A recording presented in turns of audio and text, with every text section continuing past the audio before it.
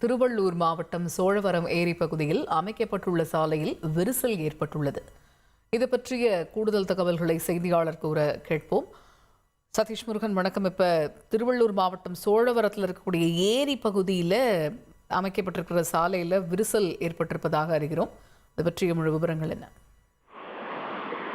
வணக்கம். திருவள்ளூர் மாவட்டம் சோழவரம் ஏரியை சுற்றி இருக்கக்கூடிய அந்த கரை பகுதி மீது அமைக்கப்பட்டிருந்த தார் சாலைகள் சேதமடைந்திருப்பது பெரும் அதிர்ச்சி ஏற்படுத்தியிருக்கிறது. இதற்கான காரணம் என்னன்னு பாத்தீங்கன்னா, முதற்கட்ட பராமரிப்பு பணிகள் சுமார் 40 கோடி ரூபாய் செலவில் பராமரிப்பு பணிகளுக்கு உத்தரவிடப்பட்டு முதற்கட்ட பணிகள் நிறைவடைந்திருக்கிறது. இந்த புதிதாக அமைக்கப்பட்ட இந்த பணிகள், இந்த தார் சாலைகள் தான் தற்போது சேதமடைந்திருப்பது தெரிய வந்திருக்கிறது.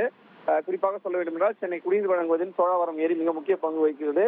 1081 மில்லியன் கன அடி கொள்ளளவு கொண்ட சோழவரம் ஏரியில் மழைநீர் மட்டுமின்றி பூண்டி ஏரியிலிருந்து அனுப்பப்படும் தண்ணீர் தேக்கி வைக்கப்பட்டு சென்னை குடிநீர் தேவைக்காக புழல் ஏரிக்கு அனுப்பி வைக்கப்பட்டு பயன்படுத்தப்பட்டு வருகிறது. முதற்கட்டமாக 40 கோடி ரூபாய் செலவில் சோழவரம் ஏரிக்கரை சீரமைப்பு பணிகள் நடைபெற்று வருகின்றன.